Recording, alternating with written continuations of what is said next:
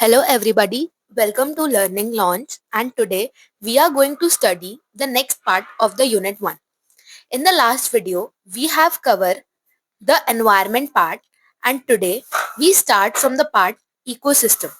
So basically इस video में हम क्या क्या टॉपिक्स कवर करेंगे?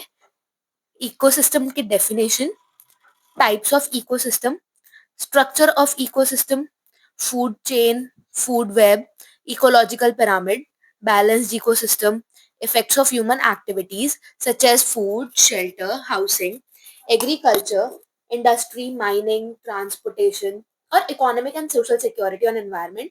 Then आपका टॉपिक आता है environmental impact assessment. Then आता है sustainable development.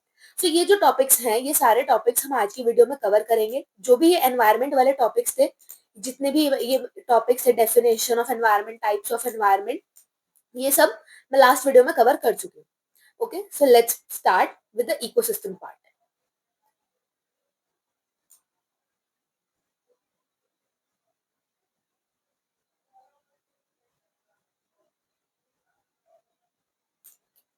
सो इकोसिस्टम, सो बेसिकली इकोसिस्टम क्या होता है? जो इकोसिस्टम टर्म है इसको किसने इंट्रोड्यूस किया था? एसी टैंसले इन 1935, जहां पे इसको दो पार्ट्स में डिवाइड करा गया, इको और सिस्टम. जहां पे eco stands for the environment and system stands for the interacting factor. Basically आपको इको वर्ड होता है, इको क्या वर्ड डिनोट करता है? एनवायरनमेंट को, जो कि हम ऑलरेडी पढ़ चुके हैं. And system here denotes the interacting factor, कि आपका इंटरैक्ट कैसे हो रहा है, कैसे नहीं हो रहा है, इस तरीके से. या फिर हम इकोसिस्टम को दूसरे डेफिनेशन में देखें तो हम इकोसिस्टम को ये भी कह सकते हैं, ecosystem can be defined as the system resulting from the integration of all the living and non-living factors of environment. जितने भी environment के living और non-living factors हैं, उनसे जो भी हमारा रिजल्ट आता है, उनके इंटीग्रेशन करने से या फिर उनके उनके साथ इंटरैक्ट करने से जो भी रिजल्ट आता है, उस सिस्टम को हम बोल सकते हैं इकोसिस्टम. राइट? इकोसिस्टम दो टाइप्स के होते हैं, natural ecosystem and artificial ecosystem. So जैसे कि नेम से ही पता चल रहा होगा, नेचुरल इकोसिस्टम और आर्टिफिशियल इकोसिस्टम में क्या डिफरेंस है? Natural ecosystem is a self-operating system which is operated by themselves under natural condition without any interference by humans. Basically natural ecosystem क्या हुआ कि जो भी एक सिस्टम अपने आप ऑपरेट हो रहा है, वो अंडर नेचुरल कंडीशंस ऑपरेट हो रहा है. उसमें कोई भी ह्यूमंस का इंटरफेयर नहीं है, उसमें ह्यूमन एक्टिविटीज का इन्वॉल्वमेंट नहीं है. वो अपने आप अंडर नेचुरल कंडीशंस इवॉल्व करता है, अपने आप ही ऑपरेट होता है. It is a self operating system. अब नेचुरल जो इकोसिस्टम है वो भी आपके टू टाइप्स के इकोसिस्टम है, terrestrial natural ecosystem and aquatic natural ecosystem. Right? Terrestrial natural ecosystem में आपका क्या आएगा? Terrestrial means land. तो लैंड इकोसिस्टम में आपके क्या आ जाएगा? जैसे ग्रास लैंड हो गया, फॉरेस्ट हो गया, डेजर्ट हो गए, ये सब क्या है? आपका खुद ही सेल्फ ऑपरेटिंग सिस्टम है, खुद ही नेचुरली अकर्ड हुए हैं. इनको किसी भी ह्यूमंस ने नहीं इवॉल्व किया. नेक्स्ट आता है एक्वेटिक. अगर आप देखो एक्वेटिक के कॉन्टेक्स्ट में कौन कौन से नेचुरली इकोसिस्टम आते हैं, तो वो आते हैं फ्रेश वाटर, जैसे कि फ्रेश वाटर हो गया, मरीन वाटर, ओशन, सीज, ये सब अपने आप इवॉल्व हुए हैं. इनको किसी भी ह्यूमंस के इंटरफेयर के थ्रू नहीं बनाया गया. नेक्स्ट अगर हम देखें, नेक्स्ट आता है आर्टिफिशियल इकोसिस्टम. सो आर्टिफिशियल इकोसिस्टम में क्या आता है? These systems are maintained artificially by humans, whereby addition of energy and land manipulation, natural balance is disturbed regularly by humans. So artificial ecosystem में क्या होगा? Artificial ecosystem is not a self operating system. उसमें क्या होता है? वो खुद operate नहीं होते हैं अंडर नेचुरल कंडीशंस, उनको आर्टिफिशियली ह्यूमंस ने बनाया होता है, जहाँ पे एनर्जी ऐड करी जाती है, उसमें लैंड का मैनिपुलेशन होता है, नेचुरल बैलेंस जो होता है वो हमेशा बार बार डिस्टर्ब किया जाता है बाय ह्यूमंस का इंटरफेरेंस होता है उसमें, और वो अपने आप इवॉल्व नहीं होते हैं. अपने आप उनका वो किसी भी नेचुरल कंडीशंस के बिना ह्यूमंस के इंटरफेरेंस के वो नहीं इवॉल्व होते हैं. फॉर एग्जाम्पल अगर हम देखें एक्वेरियम, एक्वेरियम किसने बनाया? ह्यूमंस ने. एक्वेरियम को एक एक ऐसा सिस्टम क्रिएट कर दिया गया कि वो लगते नेचुरल हैं, बट लेकिन वो बनाए गए आर्टिफिशियली हैं. तो एग्जाम्पल के तौर पे हो गया एक्वेरियम, जू, पार्क्स, सेंचुरीज, एक्सेट्रा। ये आ जाते हैं आपके आर्टिफिशियल इकोसिस्टम के under. Let's proceed to next, structure of ecosystem. Structure of ecosystem क्या होता है, राइट? स्ट्रक्चर ऑफ इकोसिस्टम में क्या आता है? अब हम सबसे पहले पढ़ें कि कंपोनेंट्स इकोसिस्टम के क्या होता है। हमने पढ़ा इकोसिस्टम क्या है, एनवायरनमेंट और एक इंटीग्रेटिंग फैक्टर, दोनों के अगर हम इकोसिस्टम को ब्रेक डाउन करते हैं दो वर्ड्स में, it's eco and it's system. Eco means environment, system means और इंटीग्रेटिंग फैक्टर। तो अगर हम दोनों का देखें कि इनके कंपोनेंट्स बेसिकली क्या है, इकोसिस्टम में क्या क्या इन्वॉल्व होते हैं, तो ये दो कंपोनेंट्स हैं जो कि इकोसिस्टम में आते हैं, बायोटिक और abiotic. Biotic means living and abiotic means non living. तो बायोटिक कंपोनेंट्स का कैसे क्लासिफिकेशन किया है, on the basis of nutritional behaviour, ये हम पढ़ेंगे। सबसे पहले आता है प्रोड्यूसर्स, राइट? प्रोड्यूसर्स कौन होते हैं? These are autotrophs which are mainly chlorophyll bearing green plants, mainly chlorophyll bearing green plants which can synthesize their own food by the process of photosynthesis. Producers नाम से ही समझ आ रहा है वो क्या करते हैं, बनाते हैं, खुद खाना बनाते हैं। ये बेसिकली इनको ग्रीन प्लांट्स को बोला जाता है प्रोड्यूसर्स, क्योंकि green plants contains chlorophyll and chlorophyll की हेल्प से वो क्या करते हैं, by the process of photosynthesis खुद अपना खाना बनाते हैं, और इनको ऑटोट्रॉफ्स भी बोला जाता है। नेक्स्ट आते हैं आपके कंज्यूमर्स। कंज्यूमर्स क्या होते हैं? जो भी प्रोड्यूसर्स ने खाना बनाया उनको खाते हैं। ये क्या करते हैं? These are the ones who consume the matter built up by the producers, right? कौन कौन से हो जाएंगे? Herbivores, carnivores, omnivores and detritivores. Herbivores में क्या होता है? Herbivores basically they feed directly on producers. Producers ने जो बनाया वो हो गए प्रोड्यूसर्स, जो अपना खाना खुद बनाते हैं वो है प्रोड्यूसर्स। अब कंज्यूमर्स क्या है? जो प्रोड्यूसर्स ने बनाया उनको खाएंगे, राइट? अब कंज्यूमर्स में आते हैं और type, herbivores, carnivores, omnivores and detritivores. Herbivores में आपका आता है जो डायरेक्टली प्रोड्यूसर्स को ही खा लेते हैं, जो प्रोड्यूसर्स यहाँ पे जो अपना खाना खुद बनाते हैं उन्हीं को ही हर्बीवोर्स खाते हैं। तो हर्बीवोर्स कौन कौन से जाएंगे? जैसे रैबिट्स, काउ एक्सेट्रा। आपने बहुत से एनिमल्स जो देखे होंगे जो डायरेक्ट ग्रीन प्लांट्स खाते हैं या फिर ग्रासेस खाते हैं, ये सब होते हैं आपके हर्बीवोर्स। नेक्स्ट आता है carnivores. Carnivores are the organism that feed on other consumers, जो दूसरे कंज्यूमर्स खाते हैं, जैसे कि फ्रॉग। फ्रॉग अगर आपने देखा होगा इंसेक्ट्स खाता है। कैट्स, लायंस, दूसरे लिविंग ऑर्गेनिजम्स को जो खाते हैं वो होते हैं कार्निवोर्स। फिर आते हैं ओमनीवोर्स, ये दोनों प्रोड्यूसर्स और कंज्यूमर्स दोनों को खाते हैं। ये ग्रासेस को भी खा सकते हैं और दूसरे लिविंग ऑर्गेनिजम्स को भी खा सकते हैं, लाइक जैसे एग्जांपल के लिए क्या हो गया, बियर, फॉक्स एक्सेट्रा। फिर आते हैं detritivores. Detritivores basically feed on partially decomposed matter such as termite, scavengers and earthworm etcetera. ये जितने भी होते हैं डेंट्राइटिवोर्स, ये बेसिकली क्या करते हैं, पार्शियली डिकम्पोज्ड मैटर्स को फीड करते हैं, पार्शियली डिकम्पोज्ड मैटर को खाते हैं, जैसे कि हो गया termites, scavengers and earthworms etcetera. Next हमने पढ़ लिया प्रोड्यूसर्स क्या होता है, कंज्यूमर्स क्या होता है। नेक्स्ट आते हैं डीकम्पोजर्स। डीकम्पोजर्स क्या होता है? Basically these are saprophytic microorganism, these are saprophytic microorganism that feed on dead and decaying matter, जो क्या करते हैं, डेड और डिकेइंग मैटर पे फीड करते हैं।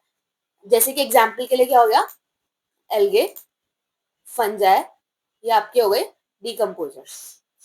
Okay, let's proceed to next. Next topic आपका आता है बैलेंस्ड इकोसिस्टम। अब हमने इकोसिस्टम पढ़ लिया क्या होता है, राइट? अब हम पढ़ेंगे बैलेंस्ड इकोसिस्टम क्या होता है। अब balanced ecosystem signifies a habitat which is sustainable. It consists of animals, plants, microorganisms and more which depends on each other and their surroundings. एक बैलेंस इकोसिस्टम क्या सिग्निफाई करता है? बेसिकली एक हैबिटेट, राइट? इसमें एनिमल्स भी होते हैं, plants भी होते हैं, माइक्रो ऑर्गेनिज्म भी होते हैं और अदर ऑर्गेनिज्म भी होते हैं जो एक दूसरे पर डिपेंड करते हैं या फिर अपनी सराउंडिंग्स पे डिपेंड करते हैं। These ecosystem exhibit resourceful energy and material cycling. Ecosystems में क्या होता है, अलग अलग तरीके की रिसोर्सफुल एनर्जी बाहर आती है, मटेरियल साइक्लिंग होती है, मतलब एक साइकिल मेंटेन रहती है, मतलब एक चीज दूसरी चीज पे डिपेंड है, दूसरी चीज तीसरी चीज पे डिपेंड है। आफ्टर ऑल क्या होता है, इकोसिस्टम में सब एक दूसरे के ऊपर डिपेंड होते हैं। It also depend displays interconnectedness amid primarily producers and predators. Any balanced ecosystem consists of living as well as non-living thing. Her balance ecosystem में दोनों चीजें होती हैं, लिविंग भी और नॉन लिविंग ऑर्गेनिजम्स भी, जो एक दूसरे से इंटरैक्ट करते हैं एनवायरमेंट।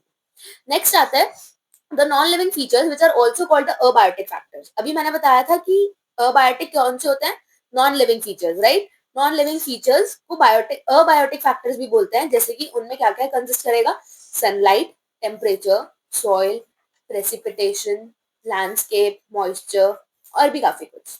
नेक्स्ट, अगर हम देखें कि सिमिलरली नॉन लिविंग हो गया अबायोटिक फैक्टर्स, और हम देखें लिविंग में, तो लिविंग में आ जाएंगे बायोटिक फीचर्स, जैसे कि प्लांट्स जो कि प्राइमरी प्रोड्यूसर्स होते हैं, हर्बीवोर्स जो कि प्राइमरी कंज्यूमर्स होते हैं, फिर उसके बाद आते हैं सेकेंडरी कंज्यूमर्स मतलब कार्निवोर्स, फिर आते हैं टर्शरी कंज्यूमर्स मतलब ओमनिवोर्स, राइट, या फिर डीकम्पोजर्स। नेक्स्ट चलते हैं, नेक्स्ट आता है आपका फूड चेन। फूड चेन, अब हम इस टॉपिक में पढ़ेंगे फूड चेन बेसिकली क्या होता है। छोटी क्लासेस में आपने फूड चेन काफी बार सुना होगा कि फूड चेन, साइंस में सबने पढ़ा है कि फूड चेन बेसिकली क्या होती है। तो फूड चेन क्या होती है, the transfer of food energy from a producer through a series और mechanism and being eaten is called food chain. Food chain से अगर नॉर्मली हम नाम से समझे तो नाम से क्या समझ आ रहा है, फूड और एक चेन। फूड मतलब खाना और चेन वो आपस में कनेक्टेड है, राइट। अब फूड चेन बेसिकली क्या होती है, फूड एनर्जी का ट्रांसफर होना किसके थ्रू, सबसे पहले खाना कौन बनाता है, प्रोड्यूसर। प्रोड्यूसर से अब जब खाना, प्रोड्यूसर को कौन खाता है, कंज्यूमर्स। कंज्यूमर्स में हर्बीवोर्स, फिर कार्निवोर्स, फिर ओमनीवोर्स। तो क्या हो रहा है, एक सीरीज चल रही है मैकेनिज्म की, कौन किसको खाएगा और फिर उसका क्या मैकेनिज्म चलेगा, कौन किसके थ्रू सरवाइव कर पाएगा, उसके बाद किसकी एनर्जी, कितनी फूड एनर्जी किसमें कितनी ट्रांसफर होगी, प्रोड्यूसर से लेकर जो उसको खा रहा है। इसको क्या बोलते हैं, फूड चेन। फॉर एग्जाम्पल अगर मैं आपको एग्जाम्पल बताऊं, ग्रास सबसे पहले, right, grass is a producer. Grass को कौन खाता है, grass hopper, right. Grass hopper को कौन खाता है, फ्रॉग। फ्रॉग को कौन खाता है, स्नेक। स्नेक को कौन खाता है, हॉक्स, राइट। तो ये आपकी एक कंप्लीट फूड चेन हो गई। अब फूड चेन होती है दो टाइप्स की, पहली होती है grazing food chain and second होती है डेंड्राइट्स फूड चेन, राइट। अब इन दोनों में क्या डिफरेंस है ये समझते हैं। ग्रेजिंग फूड चेन क्या कहती है, it starts from the plants, goes to grazing herbivores and culminates to carnivores।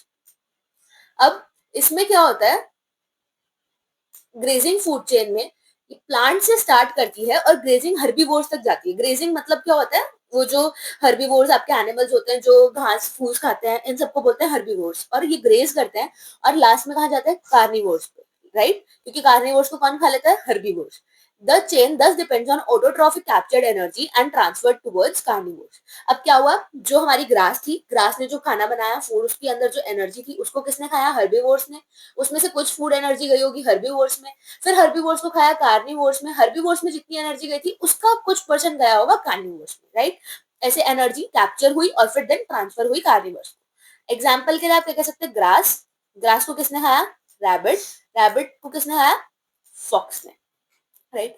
अब नेक्स्ट आती है dendrites food chain. Dendrites food chain starts from that organic matter and passes through microorganism to the dendritivores and their predators and decomposers। Dendrites food chain में basically क्या होता है, वो organic matter से start होती है एंड अलग अलग माइक्रो ऑर्गेनिज्म के थ्रू पास होती है टिल कहां तक, डेंड्राइटिवोर्स तक या फिर उनके प्रेडेटर्स और डिकम्पोजर्स तक। एग्जाम्पल के लिए क्या हो जाएगा, मैंग्रोव लीव्स, उनको कौन खाएगा, सेप्रोफाइट्स। सेप्रोफाइट्स को कौन खाता है, एल्गे। एल्गे को कौन खाता है, क्रैब, राइट। अब इन दोनों का क्या है, एक अगर मैं देखूं लास्ट में रिजल्ट, दस the grazing food chain derives its energy from green plants while dendrites food chain obtain its energy primarily by plant biomass, secondary microbial biomass and tertiary by carnivores, right। Both the food chain takes place together in natural ecosystem but the grazing food chain naturally dominant। समझ आया, hope so food chain का topic सबको समझ आया होगा। ये एक example है फूड चेन का, मैंने ये फिगर लगाई है, इसमें है ये food chain, right. Food chain के बाद इसमें है grazing food chain,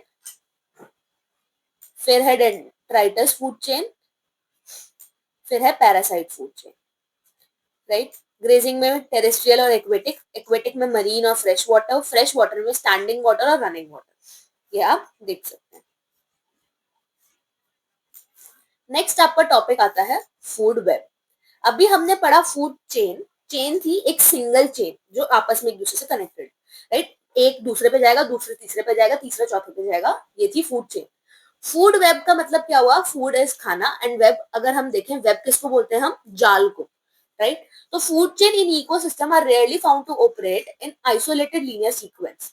food chain में सब लीनियर सीक्वेंस में होता है, और इसमें क्या होता है, बट फूड वेब में they are interconnected with several linkages forming a complex network of interlocking pattern which is referred as food web, right. इसमें क्या हुआ, उसमें तो था कि वो लीनियरली कनेक्ट है, इसमें सेवरल लिंकेज से कनेक्ट है, कि लाइक पहला दूसरे से भी कनेक्ट हो सकता है, पहला तीसरे से भी कनेक्ट हो सकता है, दूसरा चौथे से भी, दूसरा तीसरे से भी, और दूसरा पहले से भी, ऐसे आपस में एक दूसरे से कनेक्टेड हो सकते हैं, ये सेवरल लिंकेज, सेवरल लिंक्स बनाते हैं। Thus, food web is the interlocking network of food chain where different type of organisms are interconnected with each other at different trophic level, so that there are a number of options of eating and being eaten at each trophic level. Her trophic level पर हर trophic level पर possible है कि तुम एक के through भी खाया जा सकते हो और दो से ज्यादा ऑर्गेनिज्म भी तुमको खा सकते हैं। अब एग्जाम्पल्स क्या क्या होंगे फूड वेब के, Antarctic ecosystem and Arctic tundra ecosystem, right. ये आपके इकोसिस्टम्स हैं, दो फूड वेब के एग्जाम्पल्स हैं। अब हमें फूड चेन और फूड वेब का क्यों ही ये जरूरी है, क्या इसका सिग्निफिकेंस है, ये पढ़ेंगे। सबसे पहला आपका सिग्निफिकेंस आता है to maintain food energy flow and nutrient cycle. अब फूड का एनर्जी कैसे फ्लो कर रहा है प्रोड्यूसर से लेकर आपके लास्ट कंपोजर्स तक, लास्ट डिकम्पोजर्स तक, लास्ट माइक्रो ऑर्गेनिज्म तक, कैसे फ्लो कर रहा है एनर्जी फ्लो, क्या न्यूट्रिएंट साइकिल है उसको मेंटेन रखने के लिए। सेकेंड आता है for maintaining and regulating ecological balance. Ecological balance is very necessary, कि आपका एनवायरनमेंट का जितना भी बैलेंस है वो रहना चाहिए, क्योंकि कोई भी स्पीशीज खत्म नहीं होनी चाहिए अगर एक दूसरे के बाय एक दूसरे के थ्रू वो ईटन है, अगर उसको कोई खा रहा है तो फिर भी वो स्पेशीज खत्म नहीं होनी चाहिए, तो उसको मेंटेन करने के लिए, उस बैलेंस को एक मेंटेन करने के लिए फूड चेन और फूड वेब की जरूरत है। तीसरा, help predict how change in one's population affect others within the ecosystem. Similarly अगर एक की पॉपुलेशन चेंज हो रही है तो उससे दूसरे की पॉपुलेशन को कोई इफेक्ट तो नहीं हो रहा है, वो देखने के लिए। चौथा, demonstrate the interconnection of species and the importance of diversity for stability. Diversity की क्या इंपॉर्टेंस है हमारे उसमें स्टेबल रहने के लिए, उसकी जरूरत। Fifth, helps identify environmental stress और टू कीप एनवायरमेंट हेल्दी। हमें एनवायरमेंटल स्ट्रेस से रिलीफ रखने के लिए और हमारे एनवायरमेंट को हेल्दी रखने के लिए इसकी फूड चेन और फूड वेब की जरूरत है। ऑलराइट, ये मैंने आपको एक फूड वेब का एक एग्जांपल दिया है। अगर मैं इसमें आपको समझाऊं, ये जो बर्ड और ईगल है, राइट, अगर मैं देखूं यहाँ पहले है इंसेक्ट। इंसेक्ट, बर्ड और जो है वो इंसेक्ट खा लेती है। इंसेक्ट किसको खाता है, ग्रास हॉपर को, राइट। अब इंसेक्ट्स से फिशेस भी कनेक्टेड हैं, इंसेक्ट्स ग्रास से भी कनेक्टेड हैं, फ्रॉग से भी कनेक्टेड है और स्नेक से भी कनेक्टेड है। ये सब आपस में बहुत सेवरल लिंक्स फॉर्म कर रहे हैं, तो इनको क्या बोल देंगे, फूड वेब, राइट। देन आता है ecological pyramid. It is a graphical representation of trophic structure and organisation of an ecosystem within, with producers at the base and successive level will be herbivores to carnivores. Forming an apex is known as ecological pyramid. Ecological pyramid क्या है, एक apex banana, right? Apex is your triangle. एक ऐसा triangular structure banana is your ecological pyramid. It was first derived by Charles Elton in 1927. अब three types के ecological pyramid होते हैं। पहला, pyramid of number, then pyramid of biomass, then pyramid of energy. हम इन तीनों इकोलॉजिकल पिरामिड्स को one by one देखेंगे कि इकोलॉजिकल पिरामिड्स के कौन कौन से टाइप्स हैं और ये क्या क्या कैसे कैसे इनको बनाया गया। अब पहले मैं ये दिखाती हूँ कि इकोलॉजिकल पिरामिड बनता कैसे है। ये एपेक्स अभी बताया, forming an apex is known as ecological pyramid. अब इकोलॉजिकल पिरामिड जब ऐसे ट्रायंगुलर स्ट्रक्चर बनता है तो इसमें सबसे नीचे जो होता है, सबसे नीचे we do have the producers part है, ओके। देन उससे ऊपर प्राइमरी कंज्यूमर्स, देन उससे ऊपर सेकेंडरी कंज्यूमर्स, देन उससे ऊपर टर्शरी कंज्यूमर्स। टर्शरी कंज्यूमर्स में कौन से, ओमनिवोर्स। सेकेंडरी कंज्यूमर्स मतलब कार्निवोर्स, प्राइमरी कंज्यूमर्स मतलब herbivores and producers, right. This is your base and this is your apex. अब सबसे पहला टाइप आता है हमारा pyramid of number. Pyramid of number, it represents the number of individual organism at each profit level. They may be upright and inverting pyramids depending upon type of ecosystem and food chain. The number of individual organism gradually decreases from lower tropic level to higher tropic level is called upright pyramid of numbers. अब आपके कोई भी pyramid होता है, पहली बात तो दो तरह के पिरामिड होता है, upright and second is your inverted. ठीक है, इन्वर्टेड मतलब सेम वही उल्टा. अब इसमें क्या है, ये अपराइट और इन्वर्टेड दोनों हो सकते हैं. किस किस पे डिपेंड करते हैं? इकोसिस्टम और फूड चेन पे. Number of individual organism gradually decreases from lower trophic level to higher trophic level. Lower trophic level से हायर ट्रॉपिक लेवल में क्या हो रहा है? एनर्जी डिक्रीज कर रही है. Energy decrease. सबसे ज्यादा एनर्जी कहाँ है? फूड एनर्जी प्रोड्यूसर्स में. उससे ज्यादा फूड एनर्जी प्राइमरी कंज्यूमर्स में. उससे ज्यादा सेकेंडरी कंज्यूमर्स में. उससे ज्यादा टर्शरी कंज्यूमर्स में. तो क्या हुआ? एनर्जी जो थी डिक्रीज कर रही है. राइट. एग्जाम्पल के अगर उस पर मैं बोलूं, a grassland ecosystem and a pond ecosystem shows an upright pyramid of numbers. Upright के लिए मैंने क्या एग्जाम्पल लिया है? एक ये phytoplankton, then zooplankton, small fish, large fish. सबसे ज्यादा एनर्जी कहाँ होगी? सबसे ज्यादा इंडिविजुअल ऑर्गेनिजम्स कहाँ पे होंगे? फाइटोप्लैंक्टन में, एल्गाए जिसको बोलते हैं. नेक्स्ट किस में होंगे? जू प्लैंक्टन में. फिर उससे कम किस में होंगी? Small fish. और सबसे कम किसकी वो होगी इंडिविजुअल ऑर्गेनिज्म? लार्ज फिश के. ठीक है. सिमिलरली अगर मैं इन्वर्टेड पिरामिड का बताऊं तो इसमें क्या होता है? सबसे ऊपर सबसे ज्यादा, नीचे नीचे आते आते कम. सबसे ज्यादा हाइपर पैरासाइट्स, फ्लीज या माइक्रोब्स, फिर पैरासाइट्स, फिर बर्ड्स और सबसे कम ट्रीज. राइट. यही सिमिलरली रहेगा. ये tertiary consumers, secondary consumers, primary consumers and then producers. Pyramid of number. Next आता है pyramid of biomass. Pyramid of biomass is, these are comparatively more fundamental since they show the quantitative relationship of standing crop and standing biomass. It is based on the total biomass per unit area at each tropic level in a food chain. It represents the total amount of biomass, mass or weight of biological material or organism present in each tropic level. It is expressed in gram per unit area. इसमें भी similarly दो तरह के pyramid होते हैं, upright pyramid और inverted pyramid. इसमें मैंने दो पिरामिड्स के एग्जांपल लिए हैं. इन्वर्टेड में मैंने लिया है big fish, small fish, insect और एल्गे. अपराइट में मैंने लिए हैं ट्रीज, इंसेक्ट्स, स्नेक्स और लायन. ठीक है. पिरामिड ऑफ बायोमास समझ आया. आगे चलते हैं पिरामिड ऑफ एनर्जी पे. Pyramid of energy is based on amount of energy trapped per unit time and area in different tropic level or food chain. It gives the best representation of tropic relationship. It represents the amount of flow of energy in each tropic level. It is expressed in calories per unit per year. Pyramid of energy किसमें express करते हैं? Calories per unit. और pyramid of number किसमें करते थे? Pyramid of biomass, gram per unit. ये याद रखना. Pyramid of biomass gram per unit, pyramid of energy is calories per unit. In an ecosystem the energy flows from producer level to the consumer level. Right. Producer पे सबसे ज्यादा energy होती है. At each successive trophic level there is a huge loss of energy about 90% in the form of heat या फिर respiration. Thus, at each next higher level, only 10% of the energy passes on. इसका मतलब क्या हुआ कि हर trophic level पे 90% of energy हमारी जो है इन द फॉर्म ऑफ हीट या फिर रेस्पिरेशन लॉस्ट हो जाती है. सिर्फ हमारे पास क्या होता है? नेक्स्ट लेवल पे जाने के लिए सिर्फ हमारे पास 10% एनर्जी होती है जो हर लेवल पे पास करती है. इफ फॉर एग्जाम्पल मैं कहूँ सबसे मेरे पास प्रोड्यूसर्स के पास है 5000 किलो कैलोरीज, तो नेक्स्ट प्राइमरी कंज्यूमर तक जाते जाते बट सिर्फ 10% जाएगी, means 500 kilocalories. Then secondary consumers तक जाते जाते सिर्फ 10% बचेगी, कितनी? 50 किलो कैलोरी.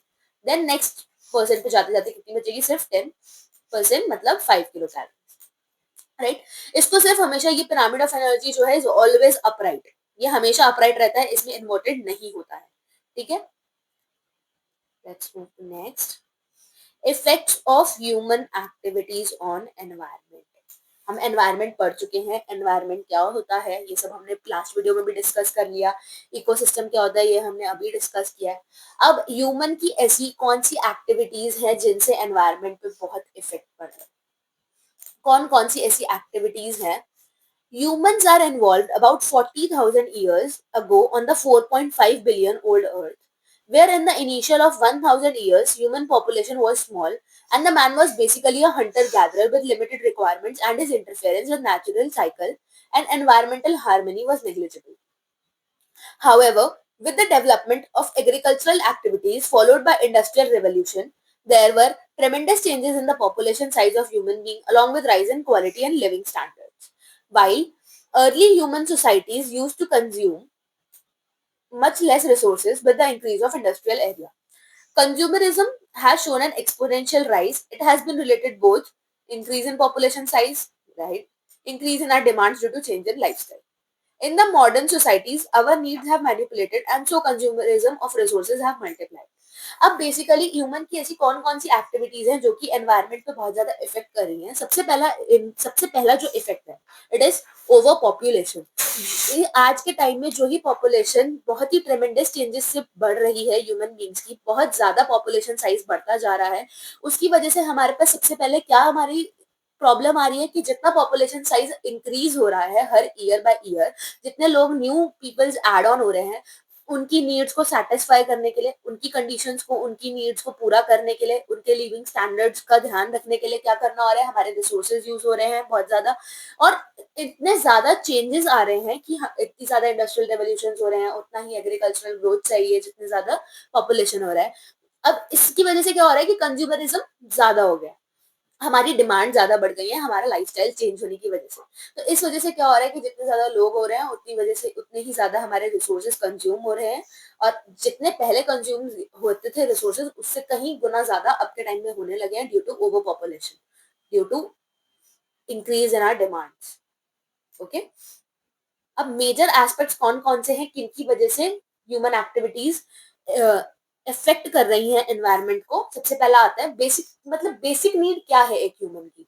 ह्यूमन बेसिकली उसको जरूरत ही क्या है? फूड, शेल्टर और उसकी ग्रोथ, राइट? यही तीन चीजें हैं जिन पे वो डिपेंड कर रहा है, फूड, शेल्टर, ग्रोथ। अगर वो कुछ भी चीजें करता है, तो अगर इंसान कुछ भी करता है तो किस लिए करता है? एट द एंड रात को खाने के लिए, सबसे इंपॉर्टेंट, रहने के लिए, शेल्टर और अपनी ग्रोथ के लिए, राइट? अब हम देखते हैं फूड कैसे एक मेजर एस्पेक्ट है। There are thousands of edible plants and animals over the world, of which only about a dozen type of constitute the major need of human being.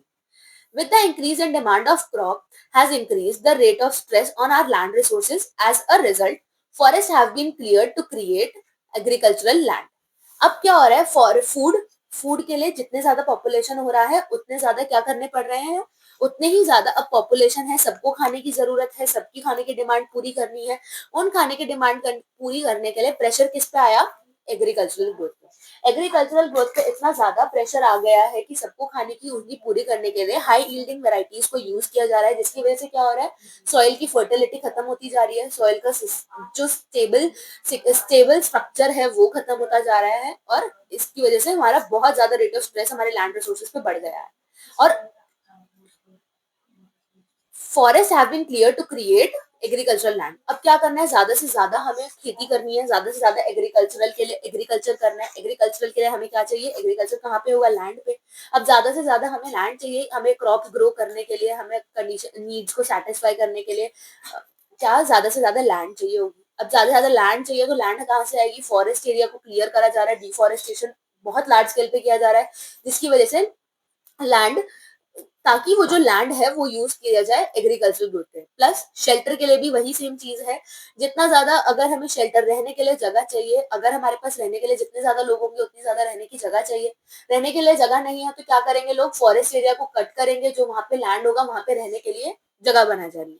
तो वही सेम चीज है शेल्टर के लिए क्या आता है? With increase in population there is also increase in pressure on finite land resource, right? हमारे पास बहुत फाइनाइट लैंड रिसोर्स है, बाकी लैंड रिसोर्सेज जहाँ पे फॉरेस्ट एरिया है कवर ऑलरेडी, उसको हमें क्या करना पड़ रहा है? डिफॉरेस्टेशन करना पड़ रहा है। नेचुरल रिसोर्सेज बहुत जल्दी से खत्म होते जा रहे हैं, पॉपुलेशन लेवल बढ़ता जा रहा है, और उसकी वजह से क्या हो रहा है? हमें हेल्थ प्रॉब्लम्स भी हो रहे हैं, क्योंकि अगर हम फॉरेस्ट एरिया कवर करते जा रहे हैं, नेचुरल ऑक्सीजन खत्म होती जा रही है, तो ये इससे क्या हो रहा है, बिल्डिंग्स बनती जा रही हैं बड़ी बड़ी, उससे एनवायरमेंटल अप्रोच खत्म हो रहे हैं। उसके बाद क्या हो रहा है कि हमारी जो एनवायरमेंट है वो एनवायरमेंट सस्टेनेबल नहीं रहा है, और उसमें उससे हेल्थ इश्यूज भी हो रहे हैं। थर्ड आता है इकोनॉमिक ग्रोथ। इकोनॉमिक ग्रोथ क्या है, it is required for raising the quality of life standards which led to depletion of natural resources. Basically वही इकोनॉमिक ग्रोथ में क्या है, जैसे जैसे जितने जितने इंसान बढ़ते जा रहे हैं उनका क्या हो रहा है, रहने का तरीका चेंज होता जा रहा है, उनके रहने की जो क्वालिटी है लाइफ स्टैंडर्ड्स के वो बढ़ रहे हैं धीरे धीरे, जिनकी वजह से क्या हो रहा है, नेचुरल रिसोर्सेज खत्म होते जा रहे हैं, एनर्जी क्राइसिस आ रहा है, और पॉल्यूशन बहुत ही ज्यादा मात्रा में बढ़ता जा रहा है। लैंड पॉल्यूशन कह लो, वाटर पॉल्यूशन कह लो, एयर पॉल्यूशन, सॉइल पॉल्यूशन, सारे ही पॉल्यूशन बढ़ते जा रहे हैं। सॉइल पॉल्यूशन किस तरीके से, ज्यादा एग्रीकल्चर उगाया जा रहा है, ज्यादा एग्रीकल्चर पे प्रेशर है तो ज्यादा हाई यील्डिंग वैरायटीज यूज करी जा रही है। जितनी ज्यादा हाई यील्डिंग वैरायटीज यूज हो रही है उतना ही स्टेबल स्ट्रक्चर जो है हमारे सॉइल का वो खराब होता जा रहा है, सॉइल की फर्टिलिटी खत्म होती जा रही है। Then economic growth over the world have been such that it has led to wide disparity between the developed and developing nations. अगर वहीं पे अगर हमारा जो है पॉपुलेशन लिमिट कर दी जाए, तो ऑब्वियसली जो हमारे रिसोर्सेज है वो कहाँ यूज होंगे, नेशन को डेवलप करने के लिए। इंस्टेड ऑफ नेशन को डेवलप करने के लिए हमारे जो रिसोर्सेज है वो यूज हो रहे हैं to just satisfy the needs of population. तो हमारा जो नेशन है वो अभी भी डेवलपिंग नेशन क्यों है, this is the one of the reason. Next आता है इफेक्ट्स ऑफ माइनिंग। अब माइनिंग, पहले सबसे पहले माइनिंग क्या होती है, the process of extracting mineral resources and fossil fuels like coal from the earth is called mining. अब माइनिंग बेसिकली क्यों करते हैं, रिसोर्सेज, अभी सारी बात चल रही है रिसोर्सेज के ऊपर, रिसोर्सेज खत्म होते जा रहे हैं, तो उन रिसोर्सेज को ढूंढने के लिए कुछ रिसोर्सेज, ये तो बहुत अच्छे से सबको पता है कि हमारी जो लैंड है, लैंड के अंदर बहुत सारे रिसोर्सेज हैं जो कि प्रिजर्व्ड है। तो उन रिसोर्सेज को निकालने के लिए, उस मिनरल रिसोर्सेज को निकालने के प्रोसेस को ही क्या बोलते हैं, माइनिंग। अब माइनिंग हम कर रहे हैं तो माइनिंग के इफेक्ट क्या क्या पड़ रहा है एनवायरमेंट पे वो देख लेते हैं। सबसे पहला पड़ता है एनवायरमेंटल पॉल्यूशन। एनवायरमेंटल पॉल्यूशन इतनी तेजी से बढ़ता है, सब कौन कौन से पॉल्यूशन, जैसे soil pollution, water pollution, air pollution, land pollution. अगर आप माइनिंग कर रहे हो, राइट, माइनिंग करा मतलब माइनिंग में क्या करा, हमने अपने लैंड की खुदाई करी एक तरीके से, राइट, तो उससे क्या हुआ, लैंड पॉल्यूशन हुआ, राइट, सॉइल पॉल्यूशन हुआ, राइट। अब जितनी वहां से धूल मिट्टी उड़ी उसकी वजह से क्या हुआ, एयर पॉल्यूशन। नेक्स्ट आता है occupational health impacts. Occupational health impacts is this कि अगर आप वो ऑक्यूपेशन कर रहे हो, माइनिंग का आपका ऑक्यूपेशन है, तो उससे आपकी हेल्थ पे क्या क्या इफेक्ट पड़ रहा है। एक पहला, मोस्ट बहुत ज्यादा चांसेस है, मोस्टली चांसेस है कि एक्सीडेंट्स हो सकते हैं, क्योंकि माइनिंग में मोस्टली एक्सीडेंट्स काफी ज्यादा होते हैं। दूसरा, health hazard due to long exposure to hazardous chemicals. बहुत ज्यादा केमिकल्स में बहुत ज्यादा देर तक रहने की वजह से बहुत ज्यादा हेल्थ इश्यूज हो जाते हैं।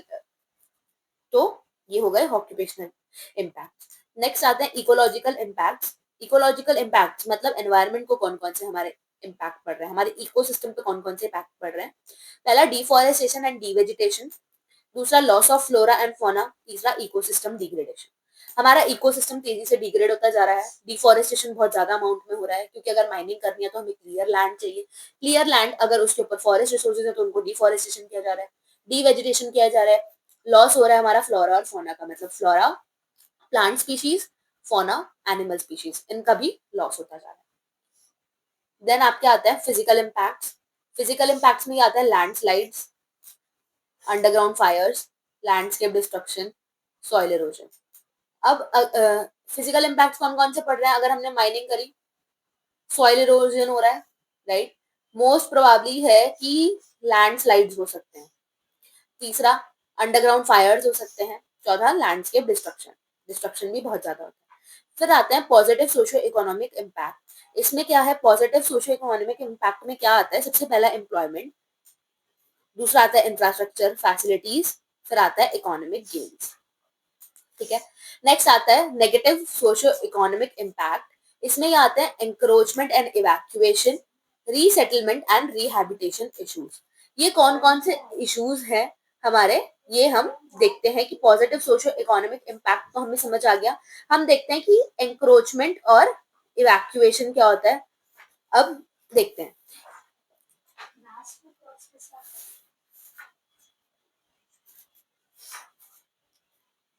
ये है encroachment और rehabilitation. Encroachment typically refers to the unauthorized occupation or use of land, often resulting in the clearing of vegetation or disruption of natural habitats, which can have negative impacts on biodiversity and ecosystem services. Encroachment क्या होता है? Basically encroachment एक unauthorized तरीका है एक हमारी lands को use करने का, जिसकी वजह से क्या होता है? वेजिटेशन को क्लियर कर दिया जाता है, डिफॉरेस्टेशन बहुत ज्यादा किया जाता है, और उसकी वजह से क्या होता है? हमारी बायोडाइवर्सिटी पे नेगेटिव इम्पैक्ट आते हैं. Rehabilitation क्या होता है? Rehabilitation on the other hand involves restoring degraded land or ecosystem through activities like reforestation, which can mitigate the negative impact of encroachment and promote sustainable agricultural practices. Rehabilitation is thus opposite to encroachment. Encroachment में क्या हो रहा है? Unauthorized तरीके से land का use किया जा रहा है, डीवेजिटेशन हो रही है, डिसरप्शन हो रहा है नेचुरल हैबिटेट का, जिसकी वजह से नेगेटिव इम्पैक्ट पड़ता है. रिहैबिटेशन में वही तरीकों को क्या करा जाता है कि उन तरीकों को खत्म करके हम नए तरीके ढूंढते हैं कि हम अपने डिग्रेडेड लैंड को कैसे वापस रिस्टोर कर सकते हैं, कैसे इकोसिस्टम को हम कुछ कौन सी एक्टिविटीज से वापस ठीक कर सकते हैं, जैसे कि रिफॉरेस्टेशन, विच कैन मिटिगेट जितने भी नेगेटिव इम्पैक्ट्स आए थे ड्यू टू एंक्रोचमेंट, वो वापस वो वापस ठीक हो जाए और हम और सस्टेनेबल एग्रीकल्चर प्रैक्टिसेस को वापस से प्रमोट कर पाए. नेक्स्ट आपका आता है इम्पैक्ट ऑफ इंडस्ट्रियलाइजेशन. जितने ज्यादा रिसोर्सेज के यूज हो रहे हैं, जितने ज्यादा हमारे उसमें हमारी नीड्स बढ़ रही है, हमारे स्टैंडर्ड्स ऑफ लिविंग हाई होते जा रहे हैं, रेज हो रहे हैं, उसकी वजह से क्या हो रहा है? इंडस्ट्रियलाइजेशन, बहुत ज्यादा इंडस्ट्रीज सेटअप हो रही है. अब उन इंडस्ट्रियलाइजेशन का क्या इम्पैक्ट पड़ रहा है इकोसिस्टम पे, एनवायरमेंट पे, ये देखते हैं. The most serious impact of industrialization is environmental pollution that has affected our land, water, air. इतना ज्यादा इंडस्ट्री का बेसिकली सबसे ज्यादा सीरियस इम्पैक्ट क्या है कि सबसे ज्यादा क्या हो रहा है? Environmental pollution. पॉल्यूशन में लैंड पॉल्यूशन हो रहा है, वाटर पॉल्यूशन हो रहा है, एयर पॉल्यूशन हो रहा है. लैंड पॉल्यूशन कैसे? लैंड पॉल्यूशन है सिमिलरली द सेम कि लैंड रिसोर्सेज को खत्म करके वहां पे इंडस्ट्री सेटअप की जा रही है, तो उनसे लैंड पॉल्यूशन. वाटर पॉल्यूशन है जैसे इतना इंडस्ट्रीज का वेस्ट होता है, उनको बिना विदाउट ट्रीटमेंट वाटर में डिस्चार्ज कर दिया जाता है, जिस वजह से वाटर पॉल्यूट होता है. एयर पॉल्यूशन में जितने भी टॉक्सिक केमिकल्स और गैसेस हैं, वो through the chimneys without any treatment air में चली जाती हैं, जिससे क्या होता है? टॉक्सिक केमिकल्स एयर में आती हैं और हमारा जो है ऑक्सीजन क्वालिटी लेवल डिग्रेड होता है. Next, most rivers of the world have been converted into open sewers. Even the groundwater is getting polluted due to illegal drilling of industrial waste. क्या हो रहा है? मोस्टली रिवर्स में जो most of the reverse हैं world में, उसमें क्या हो रहा है? उनको बेसिकली किस में कन्वर्टेड कर दिया गया है? ओपन सीवर्स में. क्योंकि क्या होता है? जितना भी इंडस्ट्रियल वेस्ट होता है, वो डायरेक्ट उनको बिना किसी ट्रीटमेंट के पानी में डिस्चार्ज कर दिया जाता है, वाटर में ऐसे ही छोड़ दिया जाता है बिना किसी ट्रीटमेंट के. अब वो जो है बेसिकली क्या हो गया? खुले एक सीवर्स की तरह बन गए हैं, जहाँ पे बहुत स्मेल आती है, क्योंकि वहां पे टॉक्सिक केमिकल्स, टॉक्सिक इफ्लुएंट्स होते हैं, इंडस्ट्री का वेस्ट होता है वहां पे, और जिसकी वजह से क्या हो रहा है? पानी जो है बहुत ज्यादा वाटर पॉल्यूशन बढ़ता जा रहा है, ग्राउंड वाटर पॉल्यूट होता जा रहा है ड्यू टू इलीगल ड्रिलिंग. फिर थर्ड आता है आपका toxic gases. Toxic gases industries में इतनी ज्यादा रिलीज होती है कि particulate matter from industrial emulsion and vehicle exhaust have polluted the atmosphere. इतनी ज्यादा टॉक्सिक गैसेस रिलीज होती है कि हमारा जो एनवायरमेंट है, हमारा जो जितनी भी इंडस्ट्रीज में से टॉक्सिक गैस निकल रही है, वो सब क्या कर रही है? हमारे एटमॉस्फेयर को पोल्यूट कर रही है, हमारे एयर पॉल्यूशन को बढ़ावा दे रही है.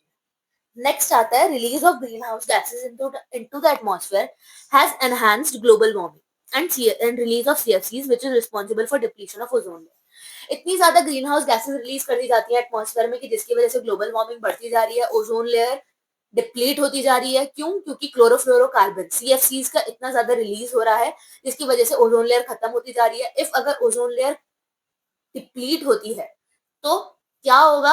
ये सबको पता है, जो अल्ट्रावायलेट रेडिएशन से वो हमें बचाती है, वो नहीं बचा पाएगी, एंड देन सन की डायरेक्ट अल्ट्रावायलेट रेडिएशन अर्थ पे आ सकती है. Release of NnSO2, release of nitrogen and sulphur dioxide from power plants and industries is responsible for acid rain, contamination of land with toxic heavy metals if stopping it to be productive. फिर आता है technological advancement has resulted in production of endangerable substance into the environment causing global warming, acid rain, oxygen, ozone layer depletion and climate change. ये impact पड़ रहे हैं industries के कि जितनी टेक्नोलॉजिकल एडवांसमेंट्स बढ़ती जा रही है, उससे क्या हो रहा है कि अनडिजायरेबल सब्सटेंस आ रहा है प्रोडक्शन से, जिसकी वजह से बहुत ज्यादा एनवायरनमेंट में ग्लोबल वार्मिंग बढ़ती जा रही है, एसिड रेन्स हो रहे हैं, ओजोन लेयर डिप्लीशन होती जा रही है और क्लाइमेट भी बहुत जल्दी चेंज हो रहा है। तो ये इंडस्ट्री का इम्पैक्ट था। नेक्स्ट हम पढ़ते हैं इम्पैक्ट ऑफ ट्रांसपोर्टेशन। ट्रांसपोर्टेशन का क्या इम्पैक्ट पड़ता है एनवायरनमेंट पे, वो देखते हैं। Conversion of vast area of agricultural land and wildlife habitats into such urban housings. Transportation से क्या इम्पैक्ट पड़ रहा है? Conversion of vast area of agricultural land. क्या हो रहा है, बहुत ज्यादा जो बहुत बड़े बड़े एग्रीकल्चरल लैंड है, वाइल्ड लाइफ हैबिटेट्स हैं, उनको क्या कर दिया जा रहा है, अर्बन हाउसिंग में कन्वर्ट कर दिया जा रहा है। Land is use for building highways which losses the fertility of topsoil. जो लैंड है उसको हाईवेज बनाने के लिए, उसको रास्ते बनाने के लिए वो उसमें यूज किया जा रहा है, जिसकी वजह से टॉप सॉइल की फर्टिलिटी खत्म होती जा रही है। Landslide occurrence has increase as construction of roads clear large forest area. जैसे जैसे बड़े बड़े फॉरेस्ट एरिया क्लियर करते जा रहे हैं, नई नई रोड्स बन रही है, उसकी वजह से लैंडस्लाइड भी बहुत ज्यादा कॉमन हो गई है। Automobiles lead to air pollution due to vehicle emission like CO, carbon monoxide, lead sulphate and volatile organic compound. Automobiles, जितने जितने ऑटोमोबाइल्स चलते जा रहे हैं उनसे क्या हो रहा है, एयर पॉल्यूशन हो रहा है। व्हीकल में से बहुत ज्यादा गैसेस निकल रही हैं, टॉक्सिक गैसेस, जैसे carbon monoxide, lead sulphate and और भी अलग अलग components. Noise pollution due to horns by vehicles, बहुत ज्यादा नॉइज पॉल्यूशन होता है। Aircraft releasing nitrogen dioxide is responsible for climate change. जितने भी एयरक्राफ्ट हैं उनमें से नाइट्रोजन डाइऑक्साइड निकल रही है, जो कि बहुत ज्यादा रिस्पॉन्सिबल है क्लाइमेट चेंज के लिए। नेक्स्ट आता है excessive use of private automobile has increased the consumption of petrol which is limited। बहुत ज्यादा ऑटोमोबाइल्स, जितने प्राइवेट ऑटोमोबाइल्स जिनका बहुत ज्यादा यूज हो रहा है, उनकी वजह से क्या हो रहा है, पेट्रोल का कंजम्पशन बहुत ज्यादा हो रहा है। और पेट्रोल जो कि क्या है, नॉन रिन्यूएबल रिसोर्स, और जो कि बहुत लिमिटेड है, मतलब petrol takes millions of years to replenish. Next आता है agricultural impact. Agricultural impact, agricultural कैसे इम्पैक्ट कर रहा है, दो तरीके हैं, मॉडर्न एंड ट्रेडिशनल। ट्रेडिशनल में हमारा क्या हो रहा है, एक तो डिप्लीशन ऑफ न्यूट्रिएंट्स, न्यूट्रिएंट्स खत्म होते जा रहे हैं। दूसरा फॉरेस्ट क्लियरिंग, डिफॉरेस्टेशन बहुत ज्यादा हो रहा है। तीसरा सॉइल इरोजन। सॉइल इरोजन क्या हो रहा है कि removal of top layer of the soil, जिसकी वजह से क्या हो रहा है, सॉइल की फर्टिलिटी खत्म होती जा रही है। मॉडर्न इम्पैक्ट्स में आपके 5 इम्पैक्ट्स आते हैं। Pesticides impact, fertilisers impact, water logging, salinity of water issues, high yielding impact. ये है आपके मॉडर्न मेथड्स, क्योंकि मॉडर्न टेक्निक्स यूज की जा रही हैं अगर एग्रीकल्चर को बनाने के लिए, एग्रीकल्चरल प्रैक्टिसेस के लिए अगर मॉडर्न टेक्निक्स यूज हो रही हैं, तो उसके मॉडर्न इम्पैक्ट्स भी होंगे। मॉडर्न इम्पैक्ट्स में पेस्टिसाइड इम्पैक्ट्स में आता है माइक्रो न्यूट्रिएंट बैलेंस। पेस्टिसाइड्स इतने ज्यादा यूज हो रहे हैं कि माइक्रो न्यूट्रिएंट्स का बैलेंस बिगड़ता जा रहा है, नाइट्रेट पॉल्यूशन होता जा रहा है, यूट्रोफिकेशन हो रहा है बहुत ज्यादा। फर्टिलाइजर्स इम्पैक्ट में क्या आता है, फर्टिलाइजर्स की बहुत ज्यादा एक्सेसिव यूज की वजह से सेम वही बायोलॉजिकल इम्बैलेंस हो रहा है, loss of non target species हो रहा है। फिर आता है वाटर लॉगिंग, सेम वाटर का यूज करने की वजह से, सैलिनिटी ऑफ वाटर इशूज, पानी में नमक की मात्रा ज्यादा होने की वजह से। हाई यील्डिंग इम्पैक्ट में आता है इजी पैथोजन अटैक, पैथोजन बहुत जल्दी अटैक करते हैं, और न्यूट्रिएंट्स हमारे वही खत्म होते जा रहे हैं, डिप्लीशन ऑफ न्यूट्रिएंट। ये एग्रीकल्चरल इम्पैक्ट का मैंने आपको एक फ्लो चार्ट समझाया है, इनको आप इन योर ओन लैंग्वेज बहुत इजीली लिख सकते हैं। मैंने आपको हर एक टर्म बहुत अच्छे से समझा दी है, तो आप एग्जाम में इसको एलैबोरेट करके लिख सकते हैं। नेक्स्ट टॉपिक आपका आता है environmental impact assessment, EIA, which is also known as EIA। अब एनवायरमेंटल इम्पैक्ट असेसमेंट क्या होता है? It is commenced in the 1960s as a part of increasing environmental awareness. EIA is prepared to estimate the effect of a proposed development or construction project. It provides technical evaluations. Basically, environmental impact assessment EIA इसलिए बनाया गया कि हमारे जो जो बहुत ज्यादा हमें क्या करने के लिए, एनवायरमेंटल अवेयरनेस को बढ़ाने के लिए, क्योंकि एनवायरमेंटल अवेयरनेस को बढ़ाने की बहुत ज्यादा जरूरत है। जितना ज्यादा ये इम्पैक्ट कर रहा है, माइनिंग, इंडस्ट्रियलाइजेशन, ट्रांसपोर्टेशन, जितना ज्यादा हमारे एनवायरमेंट को इफेक्ट कर रहा है, उनके लिए एक एनवायरमेंटल अवेयरनेस तो बनता है कि जितने हमारी पब्लिक है उसमें एनवायरमेंटल अवेयरनेस होनी चाहिए। तो इसलिए ये EIA बनाया गया कि अब अगर कोई भी प्रोजेक्ट होता है तो वो पहले इन इन स्टेप से पास करा जाएगा। अगर वो इन स्टेप्स को वहां पे सेटिस्फाई करता है, तभी वो कंस्ट्रक्शन प्रोजेक्ट आगे बढ़ेगा।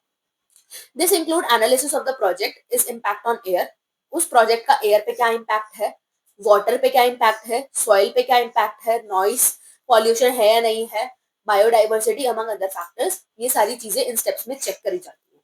अब कौन कौन से स्टेप्स होते हैं, सबसे पहला आता है screening, then scoping, assessment and evaluation of impacts and development of alternatives, EIA report, decision making, and then monitoring compliances, enforcement and environmental auditing.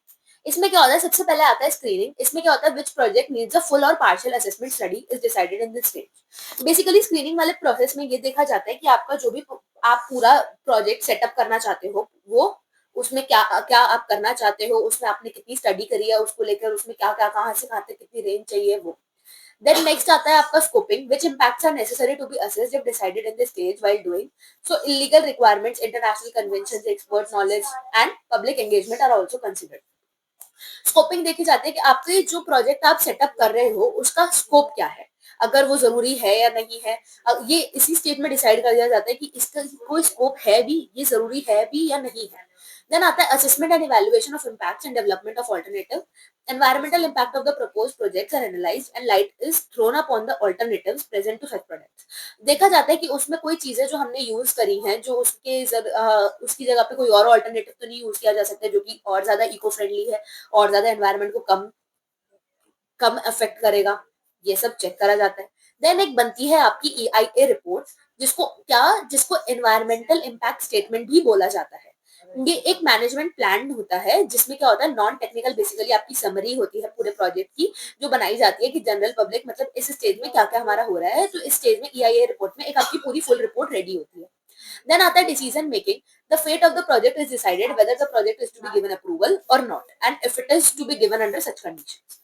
ये डिसीजन मेकिंग होती है। फिर उस डिसीजन मेकिंग वाले प्रोसेस में क्या होता है कि डिसीजन एक बनाया जाता है कि आपका प्रोजेक्ट को अप्रूवल देना चाहिए या नहीं देना चाहिए, और अगर हम दे रहे हैं तो अंडर किस किस कंडीशंस में दे रहे हैं, वो सब डिसाइड होता है। देन आता है monitoring compliances, enforcement and environmental audit.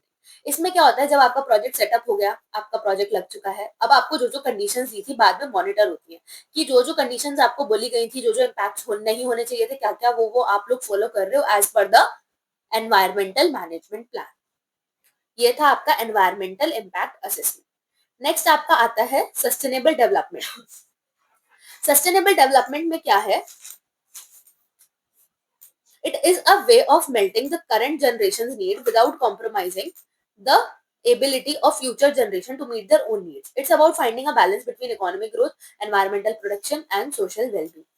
Basically जो है सस्टेनेबल डेवलपमेंट उसको बोलते हैं कि एक तरीके से हम अपनी अभी जो करंट की जो जनरेशन है वो भी अपनी नीड सेटिस्फाई कर रही है, प्लस माइंड में ये भी रखना है कि जो हमारी फ्यूचर जनरेशन है उसके लिए भी हमें सेव करना है, उनकी भी नीड्स पूरी होनी चाहिए। बेसिकली ये बैलेंस होता है बिटवीन इकोनॉमिक ग्रोथ और environmental protection and social wellbeing के बीच में। अब कैसे, इकोनॉमिक ग्रोथ क्या है, it promote economic development that create jobs and improves living standard but in a way that's mindful of the environment. Economic growth क्या करता है, इकोनॉमिक डेवलपमेंट को प्रमोट करता है, जिसकी वजह से जॉब सेक्टर में बहुत ज्यादा जॉब्स की क्रिएट होती हैं, स्टैंडर्ड्स हमारे लिविंग स्टैंडर्ड्स इंप्रूव होते हैं। नेक्स्ट आता है environmental protection. Environmental protection conserve natural resources, reduce pollution and mitigate climate change. Environmental protection में क्या होता है, हमारे नेचुरल रिसोर्सेज को बचाया जाता है, पॉल्यूशन कम करा जाता है और क्लाइमेट चेंज में मिटिगेशन लाया जाता है। नेक्स्ट आता है आपका social wellbeing. Social wellbeing is your address social issues like poverty, inequality, and access to education and healthcare. Social wellbeing में क्या देखा जाता है कि आपके क्या क्या सोशल इश्यूज हैं, जैसे कि पॉवर्टी, इनइक्वालिटी, और आपका एजुकेशन का एक्सेस है या नहीं है, या फिर आपकी हेल्थ इश्यूज कैसे हैं, हेल्थ हाइजीन, हेल्थ केयर, ये सब देखा जाता है। It is your sustainable development. So this is the end for the video. आपके सारे टॉपिक्स कवर हो चुके हैं इस वीडियो में। ये मैंने कुछ प्रैक्टिस क्वेश्चंस दिए हैं जो कि लास्ट सेमेस्टर्स में बहुत ज्यादा पूछे गए हैं, and most of the asked questions हैं ये आपके क्वेश्चंस 2 नंबर के लिए भी हैं और 7 नंबर के लिए भी क्वेश्चंस है, जो कि आजकल सेमेस्टर एग्जाम्स में पूछे जाते हैं। तो क्या ये मैंने आपको 10 क्वेश्चंस दिए हैं, ये आप सेमेस्टर एग्जाम्स के लिए प्रैक्टिस कर सकते हैं। इनके आंसर्स आपको इसी नोट्स में अवेलेबल है, नोट्स में मिल जाएंगे आपको। So that's it for the today's video. Hope so आपको वीडियो पसंद आया होगा। If you like the content, so do like, share and subscribe. और अगर आपको कोई भी डाउट हो तो आप कमेंट करके पूछ सकते हैं. Stay tuned for the next videos. Thank you.